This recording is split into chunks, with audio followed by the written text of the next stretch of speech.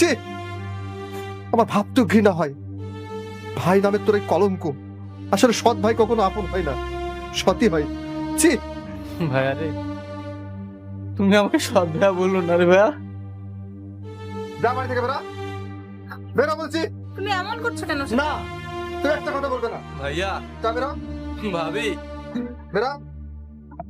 আর তুই ভাবিস না যে বিষয় সম্পত্তি যা কিছু আছে সবকিছু আমি ভোগ করব, অর্ধেক অর্ধেক করে সবকিছু তোকে দিয়ে দেবো। আর যদি তুই এই বাড়িতে থাকিস তাহলে তোর ভাবিকে নিয়ে আমি চলে যাব, আর যদি আমরা থাকি তাহলে তোকে চলে যেতে হবে। তুই যেটা মেনে নিবি আমি ঠিক সেটাই করব। আমি আর কখনোই আসবো না এই বাড়িতে। ভাইয়া প্লিজ, ভাবির কোনো দোষ নেই। তুমি ভাবিকে আর নির্যাতন করো না, ভাবিকে আর কষ্ট দিও না। ভাই বড় ধন, সে রক্তের বাঁধন। আমি আর কখনোই বাড়িতে আসবো না। রাজু শোন, রাজু, রাজু শোন। এই দাঁড়াও, তুমি দাঁড়াও।